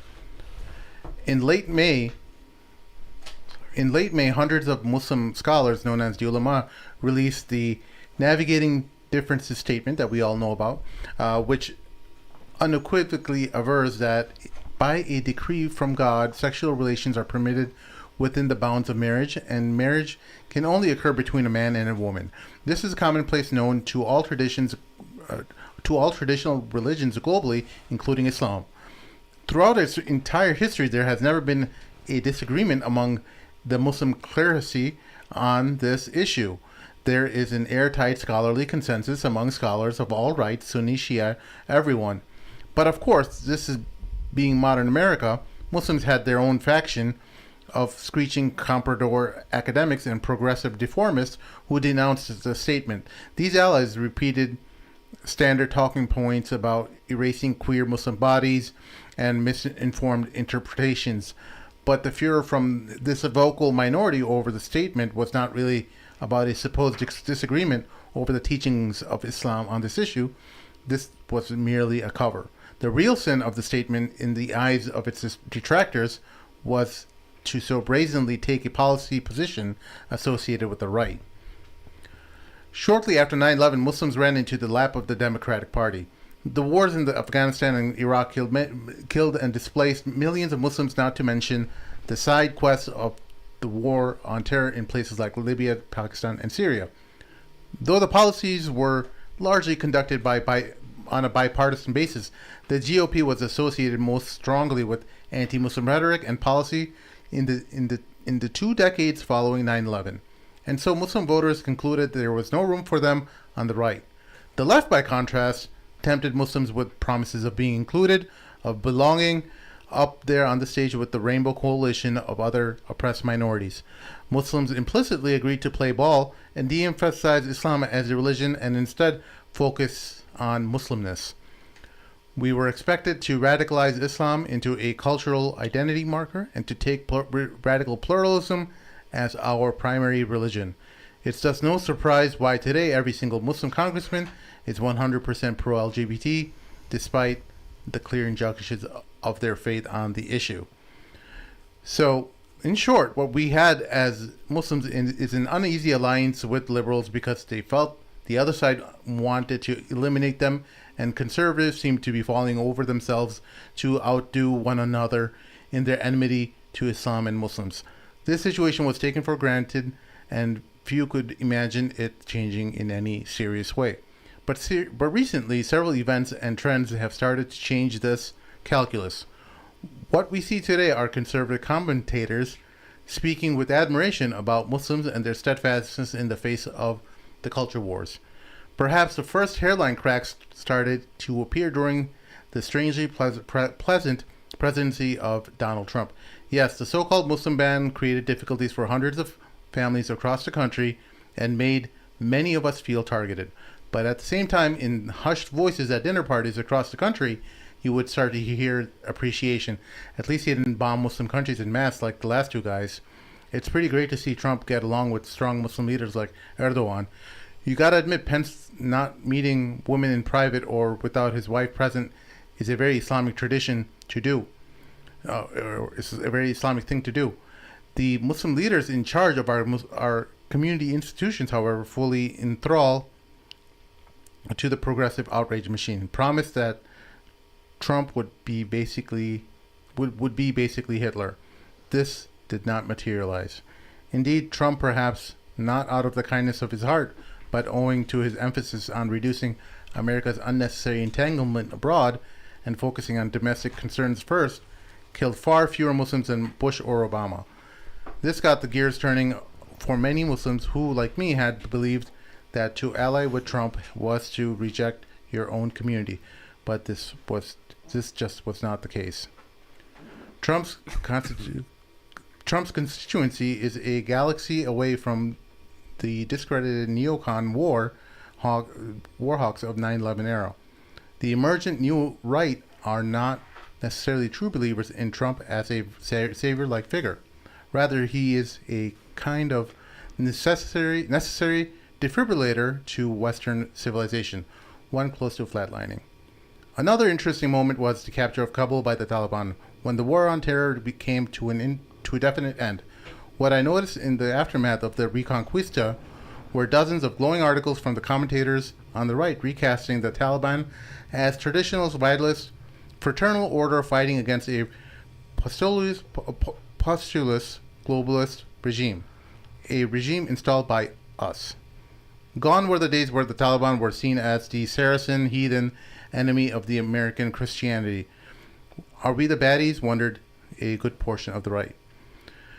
And most recently, we are now seeing Muslims across the country rally against the indoctrination of the trans ideology in public schools. They are standing firm for their children on an issue that many thought was a ship long since sailed.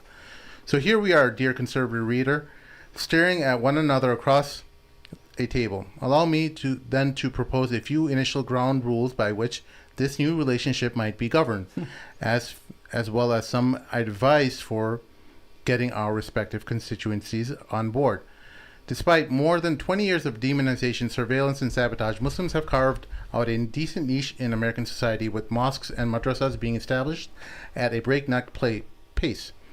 That's not to say that we don't have our dirty laundry and internal infighting. There's no shortage of that, unfortunately.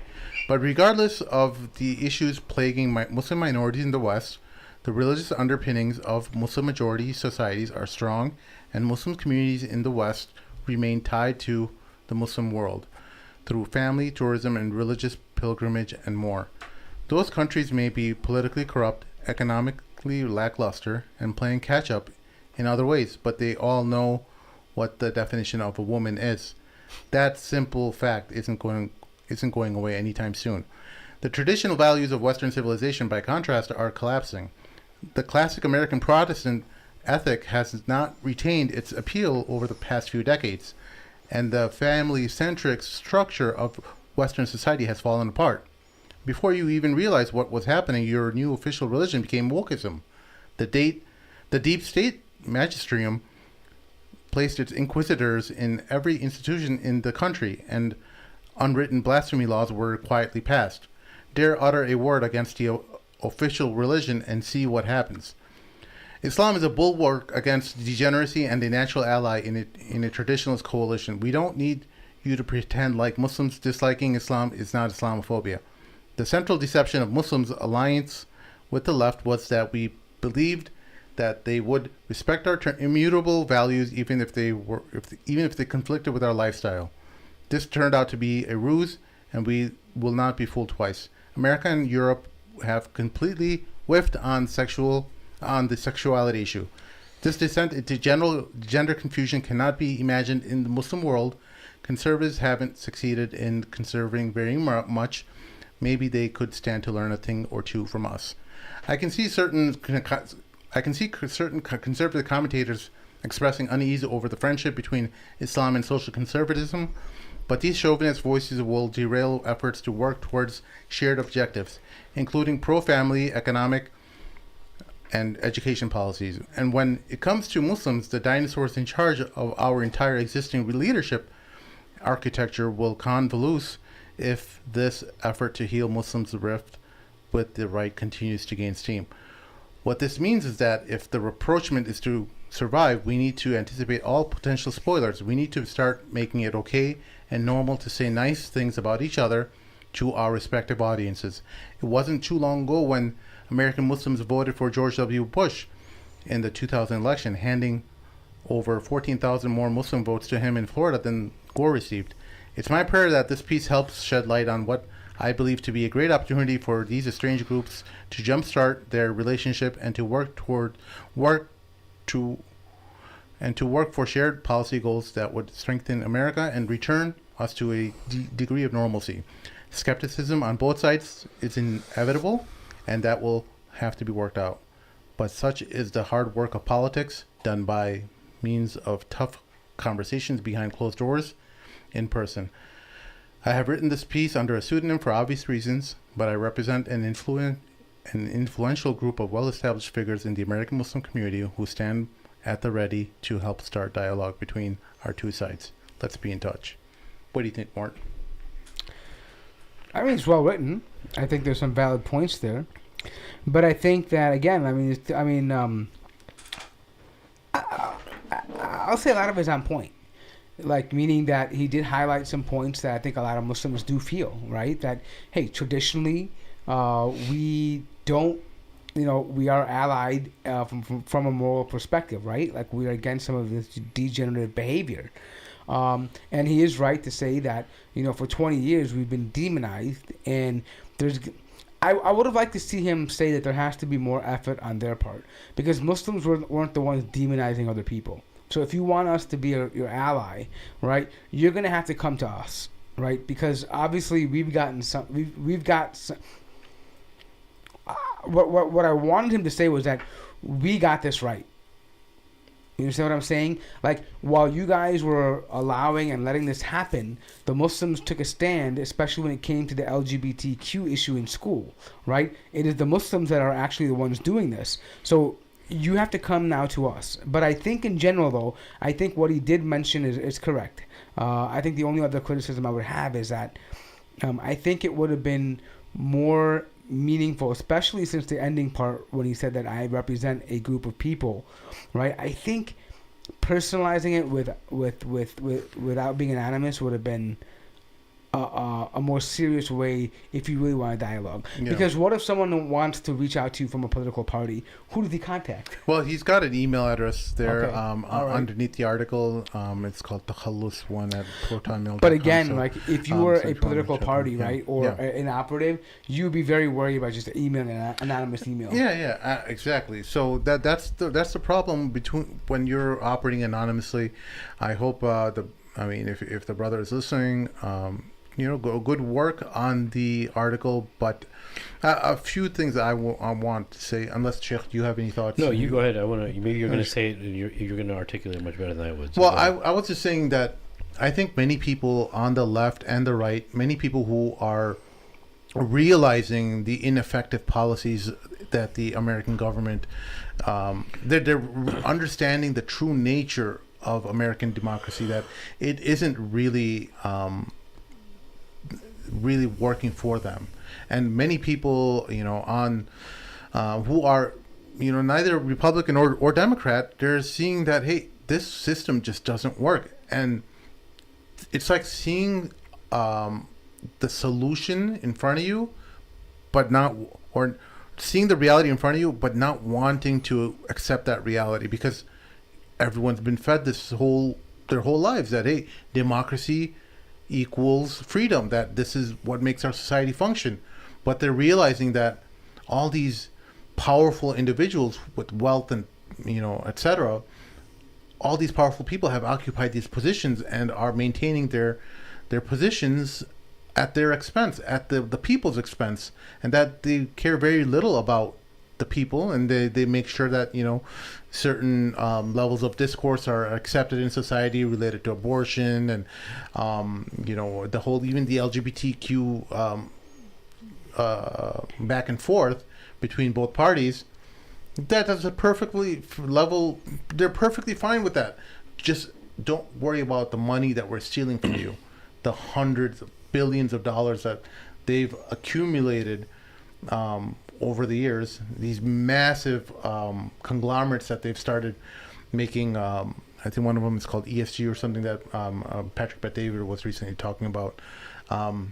They started making these monopolies that are not really monopolies, but they're a combination of many different companies, and they kind of they're designed to be so huge and so expansive that no one can bully any of the companies out of the market.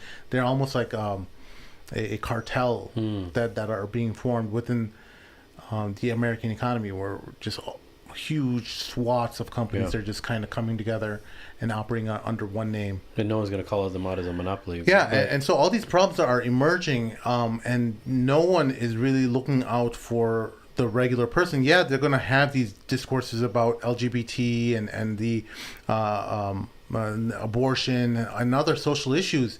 They're perfectly fine with that. They want you to be busy with that. They just don't want you to worry about all the money they've taken, all the bailouts that they've given out. All that stuff is stuff that they don't want the public to worry about. You just focus on these things. Yeah, it's atrocious. One party's going to say horrible. They're making us use our pronouns, and one party's going to be like, oh my God, you have to use your pronouns. We have to make people feel included, etc. That stuff, they love it. Yeah, and people are eating it, but that's what keeps everybody busy. Right? And many, that's the fundamental problem about allying with either party, whether it's the Republicans or the Democrats. It's that these people, they're perfectly fine with you allying with each other but they don't want you to look at the system itself and how corrupt it is. Because Islam is not just a bulwark against, how he was saying that it's a bulwark against the values that the left is espousing, but it's a bulwark against the entire wheel of corruption and of oligarchs and all these people who have established or taken power in Western society, where people have always operated under the assumption that, hey, these people are our representatives and they're going to be working on our best interests, but they're not, and they're learning that, but no one wants to face this reality that, the system has failed. The system has failed, and we are powerless. Because it's a really difficult truth for the average American to accept, that they are effectively powerless. That some of these social issues can go back and forth, and you can reverse abortion, and some of these things you can go back and forth about. But effectively, these guys are all on the same side, whether they're Democrats or Republicans. I'm glad you said that. And both sides are in agreement that we want to make money. Yeah, and that's why there's only two parties. I mean, recognized. But look, I think even just factually, I don't know if I agree with him on everything. I'm not 100% sure, but him reporting that, because it comes off as, before I say this, it comes off as an incentive for Muslims to form coalitions with the right. Right, if you want to say the Republicans, right, and him mentioning less drone strikes, he used that as a thing because it was very dear to Muslims, and Muslims are talking about that endlessly, rightfully so. So the first thing is, I think that's a misconception. If I'm not mistaken, you guys can do a fact check about drone strikes. Trump was actually, I think, the one who revoked Obama's rule on reporting drone strikes and casualties, which is why it seemed like the number was dwindling. But in reality, if I'm not mistaken, I think it was more so. You're right. They started it, but he continued it, and I think he put it on steroids. But in order to prove to the people that he's not going to be expansive in his resources in foreign policy, because that was a complaint of a lot of the right, is that the revoking the Obama rule for drone strikes and its casualties. I think that I'm so glad you brought that up. Yeah, that's because that's one of the ways that's one of the things he uses as an incentive for Muslims to join coalition. Completely, that argument is flat out wrong. Yep. The American foreign policy, the JSOC unit that goes around the world, that operates independently, Joint Security Operations Center, these guys operate irrespective of who is in power. The President of the United States is given an option by the same suits, whoever is in charge, whether it's Republican or Democrat, given a couple different options, and they're both leading to the same thing. And the president just chooses one or the other. Yep. That's effectively what happens. Couple people in black suits come up to the president. President, this is the situation.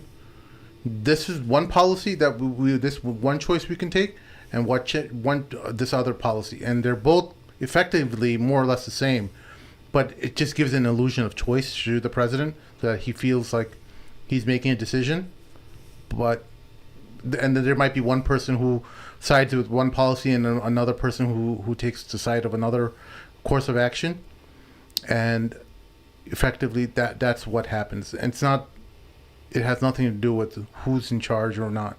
Yeah. They're both.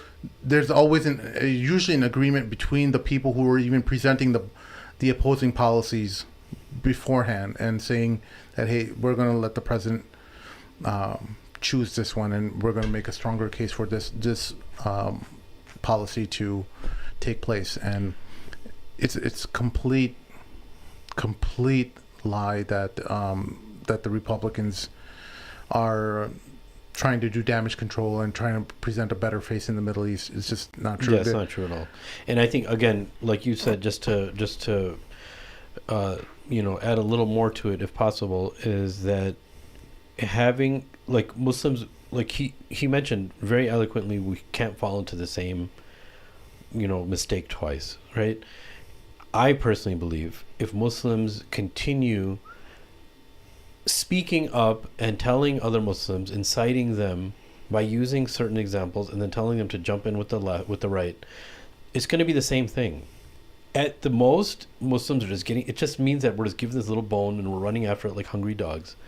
That there's some conservatives that said that, oh, look how Muslims are doing it, and look they share this similar, we share similar values, but at the end they're not going to accept us until how about we'll flip the moral thing around on how two different presidents would have dealt with MBS and his whole bone saw incident, where Khashoggi. the Khashoggi incident. Trump turned a blind eye to it, and Joe Biden decided to take a stand on it. No, not even turn a blind eye. He was very clear. He's like, I don't care about people dying. I'm about the money. I'm not going to risk $60 billion for one person. Right? That's pretty much what he said. He's like, they pay me good. And so if that wasn't a more clear statement about how America truly feels about individuals or groups that it deals with, I don't know what would be more clear. And that's exactly why the left doesn't like Trump. It's not necessarily because he's representing the Republican Party. It's that he's honest about their nature. Yeah. That they actually just care about the money. Exactly. And that's why that statement is always true. I still remember from the late 90s. Republicans, they'll tell you to your face, they'll tell you like it is. If they don't like you, the Democrats, they'll tell you they love you, and they'll stab you in the back when you turn around.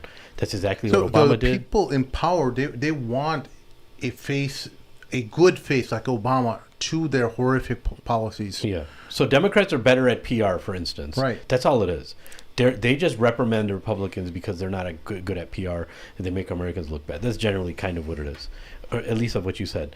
But I think the next portion is that we're falling into another trap. That, yes, it's fun, it's entertaining to hear Donald Trump. He's uncancelable. He's saying all these things about, men are going to be men and women are going to be women. The speech that he gave like a month ago or 2 months ago. Yeah, Muslims celebrated it because, hey, Muslims felt this is how we've been feeling the whole time. But we're going to fall into another trap. regardless of how similar our values are, they're not the same values, number one. Number two is that when they're done with us, meaning the conservatives or the Republicans or the right, they're going to spit us out just like everybody else did. Because at the end, we don't have these same values.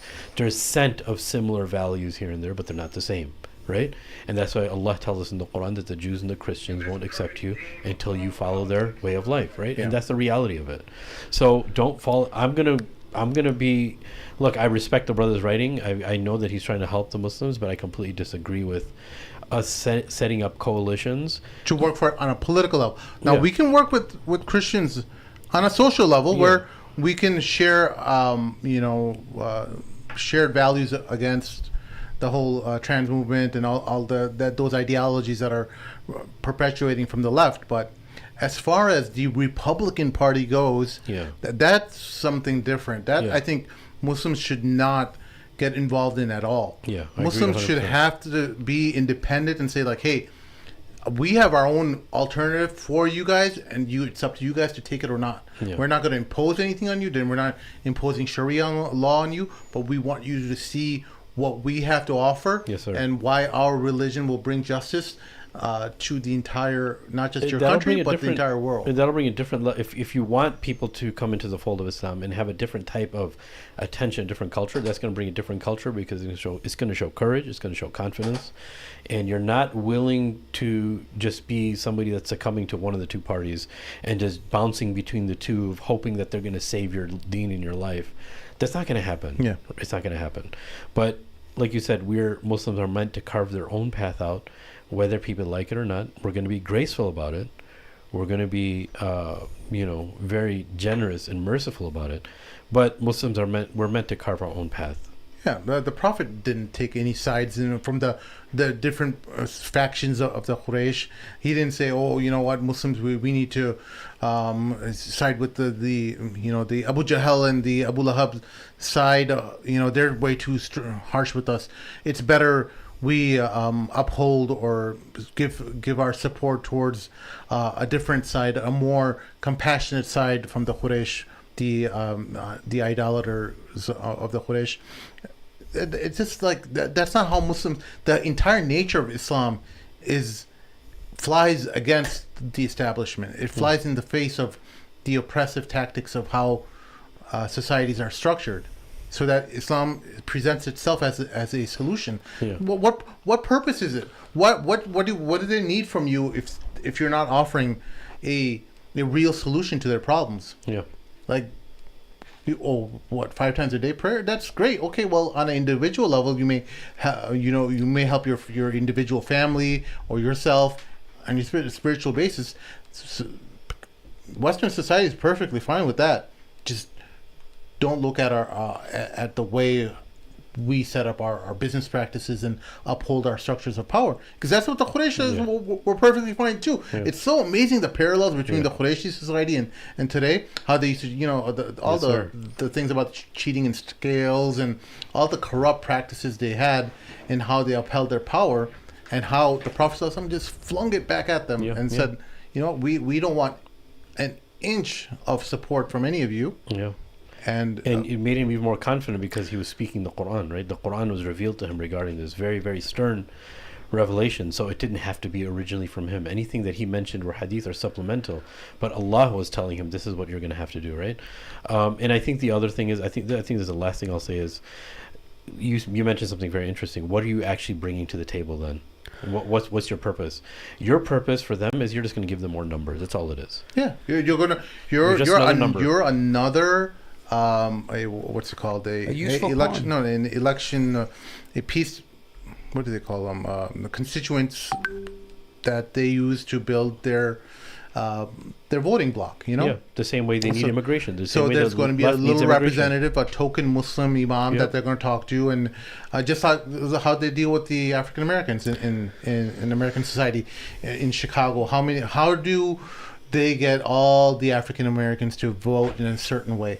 They have certain figures that the government or specific people in the political parties deal with and say, hey, this is the guy, this is the person you need to support in the elections. And they go back to their congregants and they support him, right? And then what happens is they make sure that person is taken care of. They get all their needs met.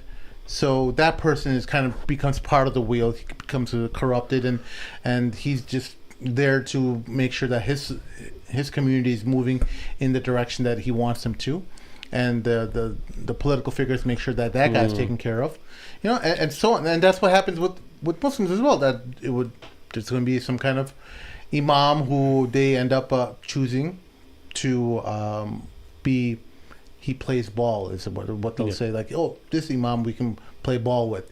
He knows how it works. You scratch my back, I scratch your back. We're going to take care of each other. We both understand these people are the masses. They're mindless. They're morons. We can just tell them to vote a certain way. And based on their trust in you and your good faith in you, they'll vote that way. Yeah. And that's how everything effectively works. So I just want to say this. I think this whole thing about Muslims joining Republican, the Democrats, or liberal conservatives, stupid. It's dumb. Thank you. You're a dumb idiot if you think any alliance. I mean, Muslims in this country have been here for so long, and it's gotten nowhere with this. Right? When the Democrats were in power, they bombed your people, they killed your people. When the Republicans were in power, they bombed your people, they killed your people. Right? The rhetoric was always the same. And the bottom line is that Muslims need to get out of the thinking that we have to work and operate within their framework. We are Muslims. We are radically disruptive. We have something better to offer. We are people that should only be allying or disavowing with people that on an issue basis. It's not about your political party or this new group that you're part of or this new wave. Who cares? I'll leave you guys to think about this. This is Malcolm X saying this. The white conservatives aren't friends of the Negro either, but they at least don't try to hide it. They are like wolves. They show their teeth in a snarl that keeps the Negro always aware of where he stands with them. But the white liberals are foxes who also show their teeth to the Negro but pretend that they're smiling. The white liberals are more dangerous than the conservatives. They lure the Negro, and as the Negro runs from the growling wolf, he flees into the open jaws of the smiling fox.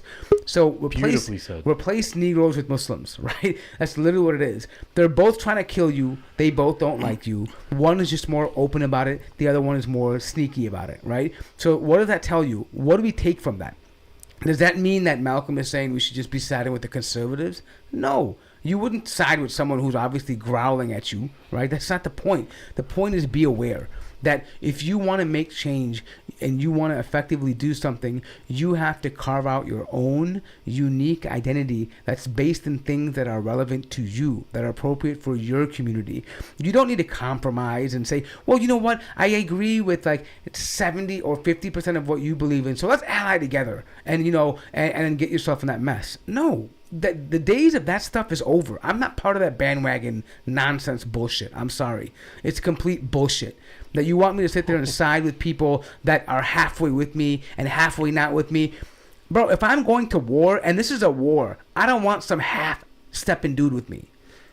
I want someone that's 100% with me. Because this is war. It's not about, we might make it out. No, if you go with someone that's halfway with you, you're coming out dead. That's the bottom line. We are in a war of ideologies. We are in a war for our religion, our children, our very existence in this country. And our identity, our religion, our akhirah. We're in a war that's physical, spiritual, and ideological. And the bottom line is that if you don't have people that you can depend on 100%, don't side with them. That's true. That's it. It's that simple. Muslims, stop being dumb. Stop the dumbness. Stop fitting in their framework. You have something so much better than them. Yeah.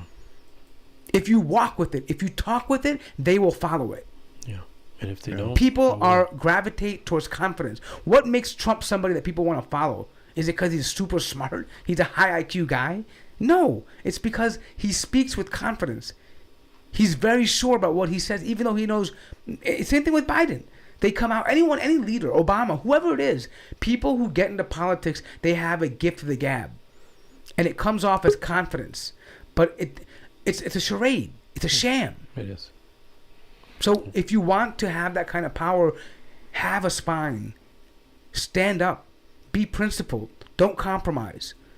I'm not saying you have to be radical or anything. That's not what I'm trying to tell you. But you have values that you as a Muslim uphold, and you don't need to compromise on them. Yeah. Thank you for that Malcolm X quote, man. That was beautiful. That's it. Real elite, you're on. Go ahead and give your point. Hey, assalamu alaikum. Alaikum salam. Oh, you guys Nah, I'm sorry I'm going in on you guys. I know you guys are great. I listen to you guys all the time. But like this one was, I don't know, man. Because it's really a hard game to see. Because it's very surface level to say, oh, left or right. Oh, the right doesn't like us, but the left likes us. And, all of that is very surface level. We're the minority, right? And we want to establish some sort of local, domestic, community. That's what we just need. We just need our safety on a local level.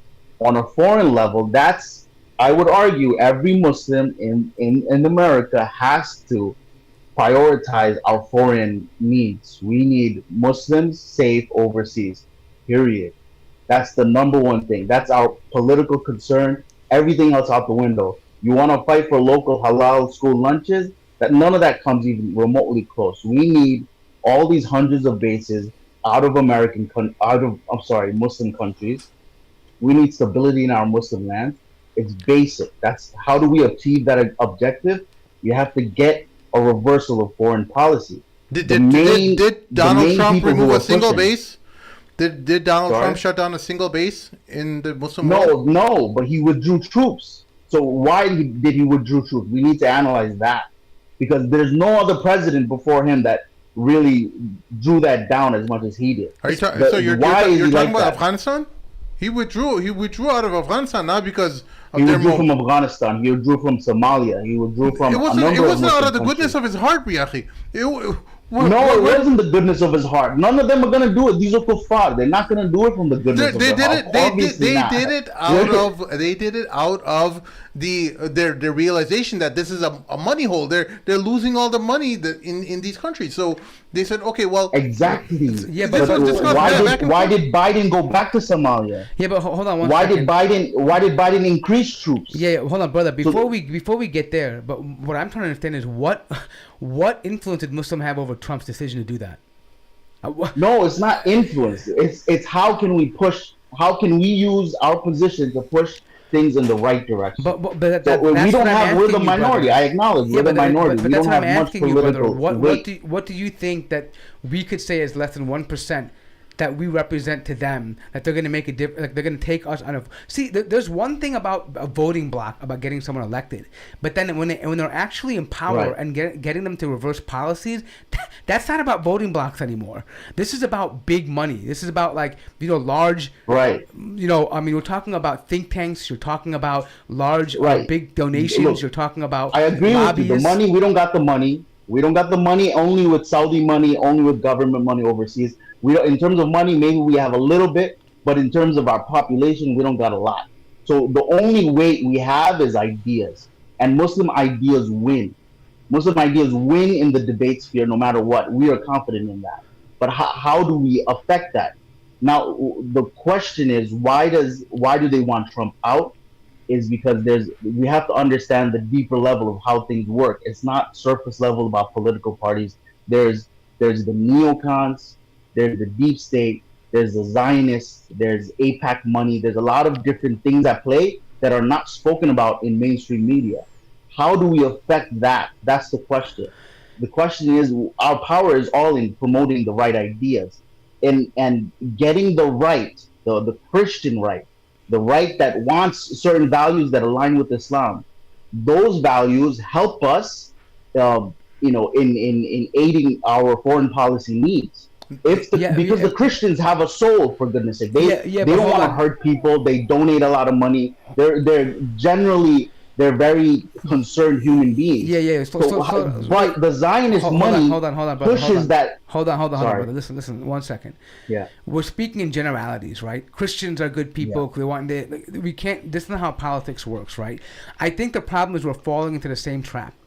when the Muslims went to the Democrats and said, you know what, they actually like people, they have good values, they may not be Muslims, but they actually, they show love, they're tolerant, right? The exact that's same. not what I mean. No, but I'm saying that's what the argument was when Muslims went to the Democrats. They don't want to kill us. They actually like us. They want to be our neighbors. The same thing here. Oh, the Republicans, actually the conservatives, they share values with us. We can get along. They're good people. They donate to the world. Again, we're falling for the same trap. We're operating from their framework. You misunderstand me. Hold on. I don't mean it like look, that. brother, I mean the American population is, I don't have the exact numbers. I'm working on the numbers, but the exact numbers is approximately maybe like 80% is they adhere to Christian values.